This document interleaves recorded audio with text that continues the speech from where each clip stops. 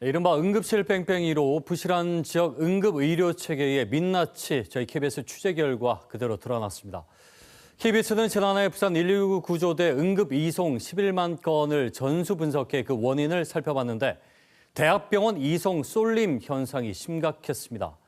악순환을 막기 위해선 중소형 응급의료기관의 응급 대응을 키워야 한다는 지적이 나옵니다. 김옥천 기자가 심층 취재했습니다. 응급 상황에 처하면 가장 먼저 떠오르는 것 바로 119죠. 부산 소방재난본부 119 구조대는 지난 한 해 얼마나 많은 응급 환자를 이송했을까요? 11만 2,400여 건, 하루 평균 300건이 넘습니다. 24시간 응급실을 운영하는 부산 지역 응급의료기관 28곳으로 이송된 게 9만 4,600여 건, 전체 92.8%에 달합니다. 특히 구급차 이송 10건 중 4건은 지역대학병원 5곳으로 향했습니다. 쏠림 현상이 두드러졌다는 말입니다. 심정지 등 1분 1초를 다투는 응급 환자의 10명 중 6명이 대학병원으로 이송됐습니다. 그런데 복통, 고열 등의 증세를 호소해 수시간 내 치료가 필요한 준응급 환자 2명 중 1명이, 잠재응급 환자 3명 중 1명도 대학병원으로 향했습니다. 이렇다 보니 같은 응급의료기관이어도 구급차로 이송한 환자 수용 건수가 크게 다릅니다. 해운대 백병원의 경우 지난해 9,222건을, 부산 보은병원은 697건을 수용했습니다. 무려 13배 차이입니다. 의료 전달 체계 엉망, 예전부터 제기된 심각한 문제. KBS가 만나본 전문가들은 이런 현상을 이렇게 분석합니다.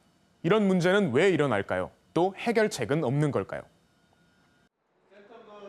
119 구급 상황실. 신고 접수와 함께 부산 지역 응급실 상황을 실시간으로 확인합니다. 응급 환자가 제때 적절한 병원으로 이송될 수 있도록 현장 대원을 도와야 하기 때문입니다. 그러나 구급차가 갈 수 있는 병원은 한정적입니다. 응급의료기관에서 당시 환자를 치료할 수 있는 전문의가 없는 경우가 있으며 환자분들이 과거 진료 이력과 배후 진료 등의 이유로 상급 병원으로 이송을 원하고 있습니다. 지난 1월 심정지 환자를 거부한 한 대학병원도 당시 응급 환자를 볼 수 있는 인력이 없었다고 설명했습니다. 이른바 응급실 뺑뺑이에 대해 대한응급의학회는 성명서를 내고 당시 해당 병원엔 응급실 소속 전문의가 5명뿐이었다며 병원 차원에서 응급의료 체계를 개선해야 한다고 했습니다. 중소형 응급의료기관 상황은 더 심각합니다. 28개 부산 응급의료기관 중 응급실 전문의가 단 3명인 병원은 5곳, 4명인 병원도 5곳입니다. 특히 응급의학 전문의가 없이 운영되는 곳도 수두룩합니다. 중소형 병원 응급실 인력 최소 기준 2명을 겨우 넘기고 있습니다. 지방에 좀 약간 의료 응급의료 취업지대 이런 것들도 많이 있는데 의사분들을 응급실 전담으로만 따로 뽑기가 쉽지는 않아가지고요. 의료기관한테도 좀 경영상으로 많이 부담이 돼가지고. 응급 환자 수용이 어려운 상황에서 결국 환자도 119 구급대원도 중소형 병원을 꺼리는 현상까지 벌어지는 악순환이 계속되는 겁니다. 당직 부담도 크고 또 그 선생님들이 응급학 전문의가 아닌 경우도 많거든요. 그러다 보니까 환자에게 충분한 응급의료를 적시에 제공하는 데 어려움이 있는 것이 사실입니다.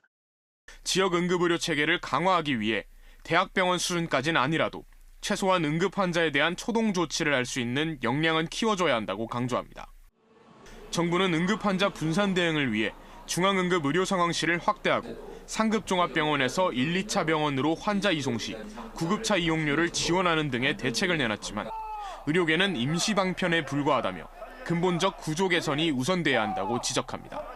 KBS 뉴스 김옥천입니다.